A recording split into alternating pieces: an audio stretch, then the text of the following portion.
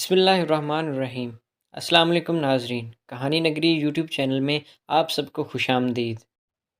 میری عمر 35 سال تھی۔ میرا نام شازیہ تھا اور میں اپنے گھر کی سب سے آخری لڑکی تھی جس کی شادی ہونا باقی تھی، اور شادی اس لیے نہیں ہو رہی تھی کیونکہ میرا وزن بہت زیادہ تھا۔ جو بھی آتا میرے موٹاپے کو دیکھ کر واپس چلا جاتا۔ اب میرا دل ٹوٹنے لگا تھا۔ میں اپنے موٹاپے کو کم کرنے کے لیے کئی حربے کر چکی تھی، مگر کوئی بھی کام نہیں آیا تھا۔ انہی دنوں اماں نے دیکھ دیکھ کر بھائی کی شادی کر دی، کیونکہ میری وجہ سے بھائی کی شادی بھی رکی ہوئی تھی، اور بھائی اب مجھے بددعائیں دینے لگا تھا کہ اماں نے سوچا بیٹی کی شادی پھر ہو جائے گی، اب بیٹے کی شادی کرتی ہوں۔ بہو گھر آئے گی تو کوئی نہ کوئی نیا رشتہ بھی ہاتھ آئے گا۔ اور پھر اماں جب بھابھی کو بیاہ کر لائیں تو میں دیکھتی ہی حیران رہ گئی تھی۔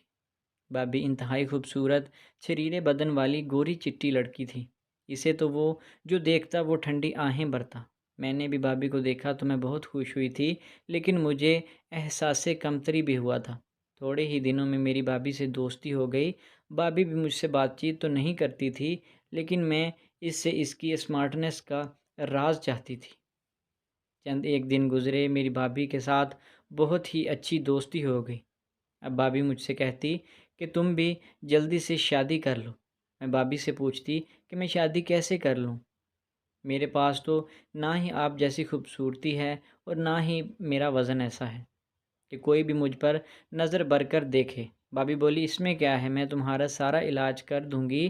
میں بھابھی کو حیران ہو کر دیکھنے لگی کہ بھابھی میرا علاج کیسے کرے گی؟ بولی کہ ابھی تو برقع پہن کر ہم ڈاکٹر کے کلینک چلتے ہیں۔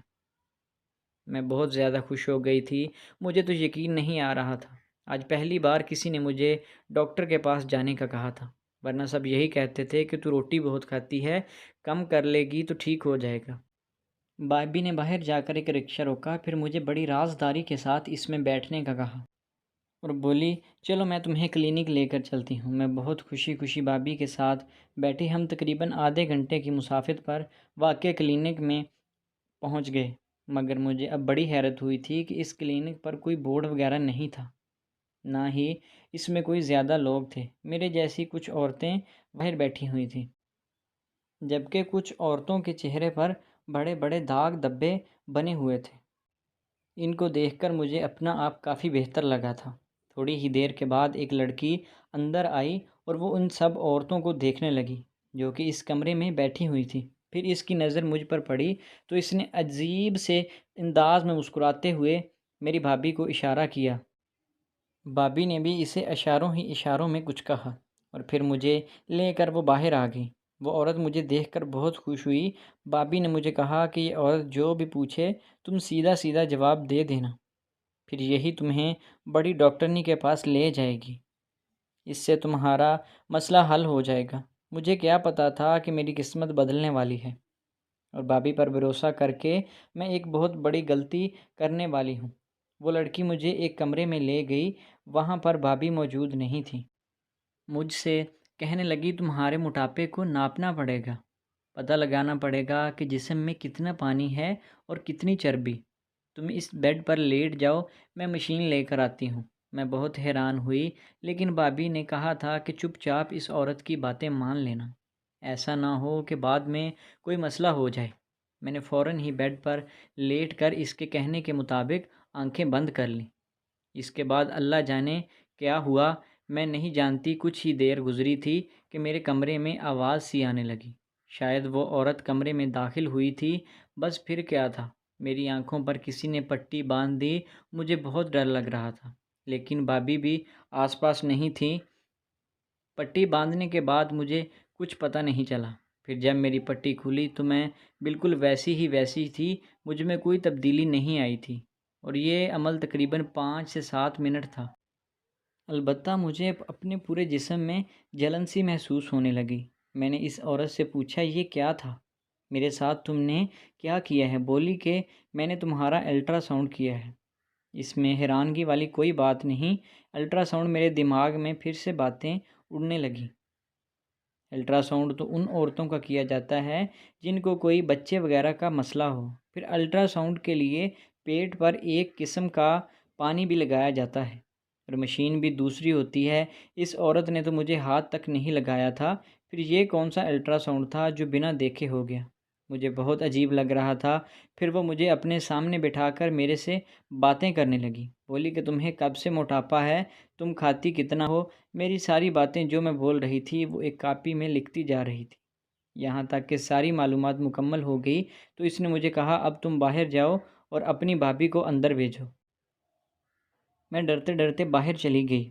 مجھے تو پتہ نہیں تھا کہ میرا وزن کم بھی ہو پائے گا یا نہیں۔ بھابھی کو میں نے اندر کمرے میں بھیج دیا، خود میں دروازے کے باہر کھڑکی میں کھڑی ہو گئی۔ مجھے دراصل عجیب لگ رہا تھا کہ میں یہاں کھڑی رہوں۔ میں تبھی دروازے کے قریب جا کر کھڑی ہو گئی تو میرے کانوں میں بھابھی اور عورت کی باتیں پڑنے لگیں، یا یوں کہیے کہ باتوں کی آوازیں پڑنے لگیں۔ تب مجھے اندر سے ایک کہکے کی آواز آئی تو میں حیران ہو گئی کہ بھابھی کی اس عورت سے دوستی تھی یا وہ اسے جانتی تھی پہلے سے ہی، کیونکہ ان دونوں کی ہنسنے کی آوازیں باہر تک آ رہی تھی۔ خیر میں کچھ نہیں کر سکتی تھی، میری بھابھی ہی میرا سب کچھ تھی۔ بھابھی تھوڑی دیر کے بعد کمرے سے باہر آئیں، ان کا چہرہ بالکل سپاٹ تھا۔ کہنے لگیں، چلو جلدی سے گھر چلو، اب کافی دیر ہو چکی ہے، تمہارا بھائی بھی آنے والا ہوگا۔ میں بھابھی کی اس ہڑبڑی کو سمجھ نہیں پائی تھی۔ میں اس کے پیچھے پیچھے آ گئی۔ بھابھی نے فوراً ہی روڈ پر جا کر ایک رکشہ کیا اور اس میں بیٹھ کر رستہ پورا بھابھی نے میرے ساتھ کوئی بات نہیں کی۔ وہ گمسم سی ہو رہی تھی، شاید الفاظ کا چناؤ کر رہی تھی مجھ سے بات کرنے کے لیے۔ آدھے گھنٹے میں ہم گھر پہنچے۔ بھابھی نے رکشے والے کو پیسے دیے اور واپس بھیج دیا۔ رکشے والا مجھے دیکھ کر بڑی افسوس بھری نظروں سے دیکھ رہا تھا، لگتا تھا جیسے اسے کچھ معلوم ہو، وہ مجھے بتانا چاہتا ہو۔ اس نے ایک بار مجھے آواز بھی دی کہ رکیے بات سنیں، کہ بھابھی نے اسے جھڑک کر وہاں سے بھگا دیا تھا۔ میں بہت پریشان ہوئی تھی، میرا تو دل چاہ رہا تھا کہ میں بھابھی سے ساری باتیں پوچھ لوں، ان سے کہوں کہ میں بھائی کو بتا دوں گی، لیکن میں کیا کر سکتی تھی؟ میرا وزن بہت زیادہ تھا، اس کے لیے بھابھی نے ہی میرا علاج کروانا تھا۔ جیسے ہی ہم گھر میں داخل ہوئے، بھابھی مجھ سے بات کرنے کے بجائے سیدھا اپنے کمرے میں چلی گئی۔ میں بھی ان کے پیچھے پیچھے گئی کہ وہ شاید مجھے میرے علاج کے بارے میں کچھ ضرور بتا دیں گی، مگر انہوں نے فوراً سے دروازہ بند کر لیا اور میں باہر کھڑی دیکھتی رہ گئی۔ کافی دیر بھابھی کا انتظار کیا مگر وہ کمرے سے باہر نہیں نکلی۔ میں اسی طرح مختلف خیالات سوچتی رہی اور اپنے کمرے میں آ گئی۔ تبھی امی نے مجھے بلایا، کہا کہ بھابھی تم کو بلا رہی ہیں۔ میں باہر گئی تو بھابھی بہت زیادہ خوش لگ رہی تھی، میرے گلے لگ کر بولی، تو میری سب سے اچھی بہن ہے، میں آج بہت خوش ہوں، تیرا علاج تو ہو ہی جائے گا، مجھے اپنی بھی بہت خوشی ہے۔ بھابھی کے چہرے سے خوشی کے رنگ چھلک رہے تھے۔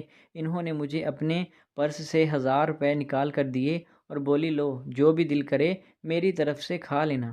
میں پریشان ہو کر بولی، بھابھی تم مجھے موٹاپے کے علاج کے لیے لے کر گئی تھی اور اب کھانے کے لیے مزید پیسے دے رہی ہو، یہ کیا بات ہوئی؟ میرے پوچھنے پر بھابھی مزید ہنس پڑی، ارے اس میں کیا بات ہے، تم کھانا پینا کر لو، کل سے تم اچھی طرح سے ڈائٹنگ کرنا اور میں تمہارا علاج بھی کروں گی، اور ہاں اس ڈاکٹرنی نے مجھے دوا بھی دی ہے اور اس سے 2 ہفتے میں تمہارے پیٹ کی چربی پگھل کر ختم ہو جائے گی۔ یہ بات سن کر میں بہت خوش ہوئی تھی۔ اچھا کیا واقعی؟ مجھے تو لگا تھا کہ اس نے کوئی خطرے کی بات کی ہے، یہی کہ شاید میں لا علاج ہوں، میرا کوئی علاج نہیں ہو سکتا۔ میری بات سن کر بھابھی ہنس پڑی اور پھر بڑی ہی شیطانی مسکراہٹ چہرے پر سجا کر بولی، تمہارا علاج ممکن ہے میری جان، بس تمہیں تھوڑا سا صبر کرنے کی ضرورت ہے۔ بھابھی کے ایسے تاثرات دیکھ کر میں ڈر جاتی مگر پھر خاموش ہو گئی۔ اس ہلے گلے میں پتہ ہی نہیں چلا کب میرا بڑا بھائی بھی آ گیا تھا۔ میں نے اور ندیم نے خوب مزہ کیا، ہم لوگوں نے باہر سے کھانا منگوایا اور کھایا۔ ان سب میں اپنے دوا کے بارے میں بھول گئی تھی۔ سب کاموں سے فارغ ہو کر بھابھی میرے کمرے میں آئی۔ اس کے ہاتھ میں چھوٹی سی شیشے کی بوتل تھی۔ میری طرف دیکھتے ہی بولی، یہی ہے وہ دوا جو اس ڈاکٹرنی نے مجھے دی ہے، اس سے کیا ہوگا، یہ تو بہت تھوڑی سی دوا ہے۔ میں نے کہا تھا، نہیں اسی سے تو اصل اثر ہوگا، یہ بہت تاثیر والی دوا ہے۔ یہ کہہ کر بھابھی نے وہ بوتل مجھے دکھائی، اس میں ایک خاص قسم کا تیل تھا۔ بھابھی نے مجھے بتایا کہ اس تیل کو ناف میں ڈال کر رات بھر سو جانا، صبح اٹھوں گی تو میرا وزن کم ہونے کے لیے میرے جسم میں بہت ساری تبدیلیاں آنا شروع ہو جائیں گی۔ بابی کی بات سن کر میں بہت خوش ہوئی۔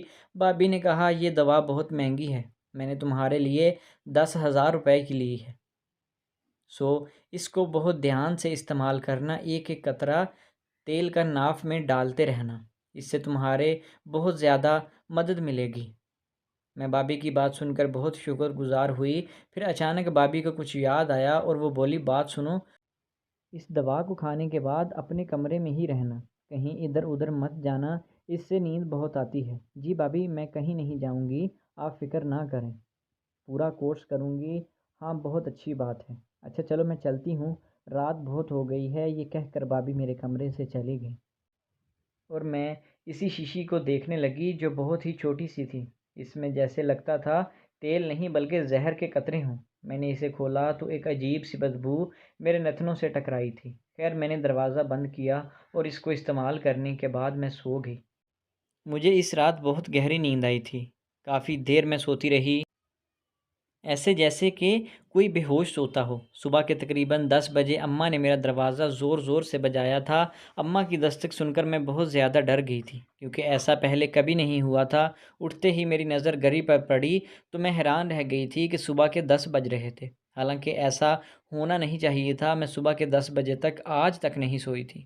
میں نے ہمیشہ اپنی زندگی بڑے منظم طریقے سے گزاری تھی۔ پھر جیسے ہی میں نے دروازہ کھولا تو اماں مجھ پر نظر پڑتے ہی پریشان ہو کر مجھے دیکھنے لگی۔ ارے بیٹی کیا ہوا ہے، تم تو بہت جلدی سے اٹھ جایا کرتی ہو، آج ایسی کیا بات ہو گئی؟ امی کے کہنے پر میں واقعی خود کو حیرت سے دیکھنے لگی۔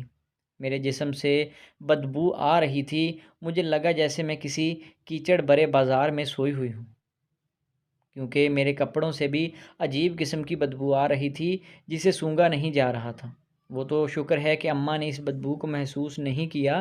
میں ناشتے پر جانے سے پہلے نہانے کے لیے اپنے کمرے میں چلی گئی۔ نہا دھو کر باہر نکلی، اپنا آپ تر و تازہ محسوس ہوا۔ مجھے بہت برا بھی لگ رہا تھا کہ اس طرح سونے سے میرے کپڑے پہلے کبھی بدبودار نہیں ہوئے تھے، لیکن آج تو ایک عجیب ہی معاملہ میرے ساتھ پیش آ رہا تھا جس کا سر پیر مجھے نظر نہیں آ رہا تھا۔ تھوڑی ہی دیر بعد میں ناشتے پر گئی، بھابھی بھی میرے ساتھ بیٹھی تھی۔ مجھے دیکھ دیکھ کر بھابھی بہت خوش ہو رہی تھی، بولی کہ رات کو نیند کیسی آئی؟ میں بھابھی کو یہ بھی نہیں کہہ سکتی تھی کہ مجھے بہت زیادہ نیند آئی، بلکہ نشے والی نیند آئی، کیونکہ اماں بھی ساتھ ہی بیٹھی ہوئی تھی اور ہو سکتا تھا کہ وہ اماں مجھے اس بات پر ڈانٹتی کہ تم بھابھی کے ساتھ اکیلے کلینک میں کیوں گئی تھی۔ یوں میں چپ ہی رہی تھی۔ تھوڑی دیر بعد بھابھی نے خود ہی مجھے اپنے کمرے میں آنے کا اشارہ کیا۔ میں جیسے ہی ان کے کمرے میں گئی تو بھابھی بہت خوش تھی، بولی کہ دیکھو سعدیہ، وزن ایک دم کم نہیں ہوتا، تمہیں کچھ دن محنت کرنی پڑے گی اور اس تیل کا باقاعدگی سے استعمال کرنا ہوگا، لیکن اس سے پہلے میں تمہارا ایک اور جگہ سے ٹیسٹ کروانا چاہتی ہوں۔ اس ٹیسٹ کے بعد زیادہ اچھے سے پتہ چلے گا کہ تمہیں کون سی دوا کی ضرورت ہے۔ تم تو جانتی ہو کہ تمہارا موٹاپا خطرناک حد تک بڑھ چکا ہے۔ اب اگر تم کسی سے شادی کرو گی تو وہ تمہیں اپنی ماں کے برابر سمجھے گا، کیونکہ تمہارا وزن 50 سال کی عورتوں سے بھی زیادہ ہے۔ یہ بات سن کر میں ڈر گئی۔ میں نے کہا بھابھی آپ نے جو ٹیسٹ کروانا ہے کروا لیں، میں آپ کے ساتھ چلنے کو تیار ہوں، لیکن خدا کے لیے میرے موٹاپے کا کچھ کریں۔ بھابھی نے بھی ڈاکٹری کا کورس کیا ہوا تھا، اس لیے مجھے ان پر زیادہ بھروسہ تھا۔ بھابھی نے کہا تھا کہ آج شام کو چلیں گے۔ شام کو میں تیار ہو گئی۔ بھابھی نے پھر اسی طرح ایک رکشے والے کو بلا لیا، مجھے لے کر اس کلینک میں چلی گئیں۔ میں اس اعتبار پر تھی کہ کیونکہ ہم ایک بار پہلے بھی یہاں آ چکے تھے۔ بھابھی بولی تم اسی طرح کرسی پر بیٹھ جاؤ، میں تھوڑی دیر بعد ڈاکٹر صاحبہ کو لے کر آتی ہوں۔ میں کرسی پر بیٹھی، ڈاکٹر صاحبہ چند منٹوں میں تشریف لے آئیں۔ پھر ان کے آتے ہی مجھے سلام کیا اور وہ بولی واہ بھائی تم تو بہت جلدی پتلی نظر آنے لگی ہو۔ یہ کہہ کر وہ بری طرح ہنسنے لگی، جبکہ میں حیران تھی کہ ایسا تو کسی نے آج تک نہیں کہا تھا کہ میں پتلی لگ رہی ہوں۔ کیا یہ لوگ مجھے بیوقوف بنا رہے تھے؟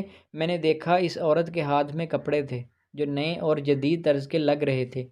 اس عورت نے وہ کپڑے بھابھی کو دیے، اس نے کپڑے لے کر وہ مجھے دے دیے اور بولی جاؤ جا کر غسل خانے میں یہ کپڑے تبدیل کر آؤ، اسی میں تمہارا چیک اپ ہوگا۔ میں نے کپڑے دیکھے تو وہ مجھے کسی دلہن کے جیسے کپڑے لگ رہے تھے۔ لگ نہیں رہا تھا کہ ان کپڑوں میں میرا چیک اپ کا کوئی بندوبست ہوگا، کیونکہ یہ کپڑے ہسپتال کے ہرگز نہ تھے۔ میں ہسپتال کے نیلے کپڑوں سے واقف تھی، وہ تو بہت پہننے میں آرام دہ ہوتے ہیں، جبکہ یہ کپڑے بہت زیادہ چمکیلے بڑھ کے لیے تھے۔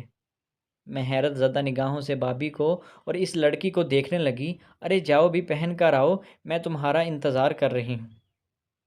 میرے پاس اتنا وقت نہیں ہے، میرے پاس اور بھی مریض ہیں، یہ کہہ کر میں اس کے روب میں آ گئی۔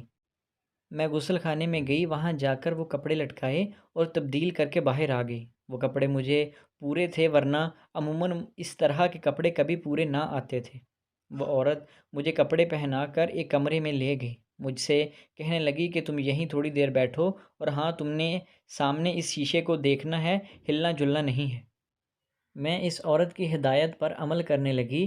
سامنے ایک قد آدم شیشہ لگا ہوا تھا، میں جس میں دیکھ رہی تھی۔ یہاں مجھے بیٹھے کافی دیر گزر گئی، پھر اس عورت نے مجھے کہا کہ تم اٹھ کر کھڑی ہو جاؤ اور وہاں ہلنا مت، ورنہ تمہارے لیے مسئلہ ہو جائے گا۔ میں تمہارے چیک اپ کے لیے بہت بڑی مشین کمرے میں نصب کر چکی ہوں، اس میں تمہارا چیک اپ ہو جائے گا۔ پھر اس نے مجھ سے کچھ اور بھی باتیں کی اور بولی اب تم گھر چلی جاؤ، مجھ سے 3 ہفتے کے بعد ملاقات کرنا، جو دوا میں نے تمہیں دی تھی وہ تم پر اثر کر رہی ہے، اس کے بعد سے تم ٹھیک ہونے لگ جاؤ گی۔ ویسے بھی تمہارا وزن تو 5 کلو کم ہو گیا ہے، میں نے تمہارا وزن کر لیا ہے۔ وہ عورت بولی تو میں حیران رہ گئی تھی، وزن کرنے جیسی تو کوئی بات نہیں ہوئی تھی۔ میں اپنے گھر آ گئی، بابی اس بارے میں پریشان تھی۔ مجھے حیرت تھی کہ پہلے کی طرح وہ ہوش باش نہیں لگ رہی تھی۔ ان کو دیکھ دیکھ کر مجھے بھی فکر ہونے لگی تھی کہ نہ جانے کیا بات ہے جو بابی اتنا پریشان ہے۔ جیسے ہی ہم لوگ گھر آ گئے، بابی مجھے لے کر اپنے کمرے میں آ گئی، بولی اس عورت نے تمہیں اور کیا کہا؟ وہ مجھ سے بہت فکر مندی سے پوچھنے لگی۔ کچھ بھی نہیں کہا، اس نے میرا چیک اپ کیا، لیکن بابی ان کپڑوں میں چیک اپ کون کرتا ہے؟ میں نے پریشانی سے پوچھا تھا۔ ہاں، تم اس بات سے فکر نہیں کرو، بس تمہارا رشتہ جلد ہی ہو جائے گا، تم واقعی میں پتلی لگتی ہو، اب بابی نے بھی خوش آمدانہ لہجے میں کہا۔ تو میں چپ ہو گئی کہ شاید سب کہہ رہے ہیں تو پھر پتلی ہی لگ رہی ہوں گی، مجھے تو اپنا آپ پہلے سے بھی زیادہ موٹا اور بھدا لگ رہا تھا۔ خیر سے بابی نے مجھے بتایا کہ تمہارے پتلے لگنے کی وجہ سے اب میں تمہارا رشتہ لاؤں گی، تم فکر نہیں کرو، میں تمہارے لیے بہت ہی معقول رشتہ لے کر آؤں گی۔ بابی نے یہ کہا تھا تو میں خوش ہو گئی تھی، لیکن گھر میں کسی نے میرے وزن کے بارے میں کوئی بات نہیں کی تھی۔ 2 دن کے بعد بابی نے مجھ سے کہا میرے گھر والوں سے پہلے ایک اور رشتہ تمہیں دکھانا چاہتی ہوں، تمہیں پسند ہوا تو بتانا۔ وہ لوگ ہمارے گھر آ گئے، 2 دن بعد ہی مہمان بن کر تقریباً ایک پورا خاندان ہمارے گھر آیا۔ بابی نے ان سب کو یہی بتایا تھا کہ میری نند کا رشتہ ابھی تک نہیں ہوا، مگر وہ سب لوگ تو جیسے مجھے پہلے سے ہی جانتے تھے۔ ارے یہ تو وہی ہے، ان میں سے ایک عورت نے کہا، پھر اس لڑکی کو کچھ دکھانے لگی، بولی کہ یہ تو وہی ہے، اس کا موٹاپا نہیں، یہ تو بہت موٹی ہے بھائی، پہلے ہی ہمارے خاندان میں ایسی لڑکیوں کا مذاق بنتا ہے، چلو یہاں سے۔ ان لوگوں نے تو سامنے آمنے میرے منہ پر یہ کہہ دیا تھا کہ میں موٹی لگتی ہوں اور ایسی لڑکیوں سے وہ رشتہ نہیں کرتے۔ میرا دل بہت ٹوٹا ہوا تھا، مگر میں خاموش رہی۔ ویسے بھی بابی نے کہا تھا کہ اگر تمہاری شادی یا رشتہ ان لوگوں کے ساتھ نہیں ہوتا تو پھر میں اپنے بھائی سے تمہاری شادی خود کروا دوں گی، تم اس بات کی فکر نہیں کرو۔ ان کے جانے کے بعد بابی مجھے تسلی دینے لگی اور بولی یہ آخری لوگ تھے جن پر میں نے بھروسہ کیا تھا، بس تم فکر نہیں کرو، میں اپنے بھائی سے تمہاری شادی کر لوں گی۔ اب وہ اگر تم سے شادی کرے گا تو تمہاری زندگی سنور جائے گی، بس تم ورزش بھی کیا کرو، میرا بھائی بھی تمہیں ایک ڈاکٹر کے پاس لے کر جائے گا، اس سے تم ٹھیک ہو جاؤ گی۔ میں نے خدا کا شکریہ ادا کیا۔ کچھ ہی دنوں میں بھابھی کا بھائی میرا رشتہ لے کر آ گیا، انہوں نے مجھے دیکھا تک نہیں تھا اور میری شادی کی تاریخ مقرر کر دی۔ میں بہت خوش تھی، آخر بھابھی کا دیا ہوا ٹوٹکا کام کر گیا، لیکن بھابھی نے مجھے سختی سے منع کر رکھا تھا کہ آئندہ کے بعد وہ دوا استعمال نہیں کرنا، اس سے تمہیں بہت نیند آتی ہے، بے ہوشی طاری ہوتی ہے۔ میں نے بھابھی کی بات سمجھ لی تھی، سو میں نے وہ دوا استعمال کرنا چھوڑ دی۔ میرے لیے زندگی بہت آسان ہو گئی تھی۔ میرا شوہر مجھے دیکھتے ہی مجھ پر فدا ہو گیا، بولا کہ تم بہت اچھی لگتی ہو، تم بہت خوبصورت ہو، میں نے تو صرف اپنی بہن کے لیے تم سے شادی کی ہے، اپنی بہن کا گھر بچانے کے لیے، ورنہ تم جیسی عورت سے تو میں کبھی شادی نہ کرتا، شاید یہ سوچ کر کہ تمہارا وزن زیادہ ہے، مگر تمہاری اصل خوبصورتی میں نے آج دیکھی ہے۔ کیوں بہن کا گھر بچانے کے لیے؟ کیوں؟ میں نے اپنے شوہر سے پوچھا۔ تو وہ بولا میں تمہیں یہ بات نہیں بتا سکتا، میری بہن نے مجھے قسم دی ہے، ورنہ اگر میں تم کو یہ بات بتا دوں تو وہ مجھ سے ناراض ہو جائیں گی۔ میں نے اپنے شوہر سے بڑی مشکلوں سے یہ بات نکلوائی اور بات سن کر میرے رونگٹے کھڑے ہو گئے۔ کہنے لگا کہ میری بہن تمہارے موٹاپے کا علاج نہیں کر رہی تھی، وہ دراصل تمہیں استعمال کر کے پیسے کمانا چاہتی تھی۔ تمہیں وہ مختلف لوگوں سے ملواتی تھی جن کو اپنے برانڈ کی ماڈلنگ کے لیے ایک بہت ہی موٹی عورت کی ضرورت تھی۔ اسی وجہ سے وہ تم کو ایک ایسی ایجنسی کے پاس لے کر جاتی تھی، مگر انہوں نے کہا کہ اس طرح کی تصویریں نہیں بنواؤں گی، سو تم کو کوئی بہانہ کر دیں گی۔ کچھ عرصہ تو اس نے یہ سلسلہ چلایا، ایک دو تصویریں تمہاری رسالے پر بھی چھپ گئی تھی، کیونکہ اس بات پر تمہاری بھابھی بہت پریشان ہوئی تھی، کیونکہ تم مشہور ہونے لگی تھی، اور یہ بات اگر تمہارے بھائی کو پتہ چل جاتے تو وہ میری بہن کو طلاق دے دیتا۔ بس اسی لیے اس نے تمہاری شادی کا بندوبست مجھ سے کر دیا۔ میرا شوہر یہ کہہ کر تو خاموش ہو گیا تھا، میرے ذہن میں آندھی طوفان کی طرح پچھلے گزرے واقعات چلنے لگے تھے۔ میں سوچ نہیں سکتی تھی کہ بھابھی مجھے اپنے پیسوں کے حصول کے لیے استعمال کرنے لگی تھی، کیونکہ وہ بھی ایک مقبول گھرانے سے تعلق رکھتی تھی، لیکن اچھی بات یہ تھی کہ اس نے اپنے نقصان کا ازالہ کر دیا تھا۔ اپنے بھائی سے میری شادی کا بندوبست کر دیا تاکہ میں زمانے بھر میں ذلیل و رسوا نہ ہوں۔ اب میں بھی اسے کچھ کہہ نہیں سکتی تھی، میرے شوہر نے مجھے قسم دی تھی، ورنہ بھابھی میرے سامنے بہت شرمندہ ہو گئی۔ تو دوستو، آپ کو آج کی کہانی کیسی لگی؟ امید ہے ویڈیو اچھی لگی ہوگی۔ اگر ویڈیو اچھی لگی تو ہمارے چینل کو سبسکرائب کرنا نہ بھولیں۔ ملتے ہیں نیکسٹ ویڈیو میں، اپنا بہت خیال رکھیے گا، تب تک کے لیے اللہ حافظ۔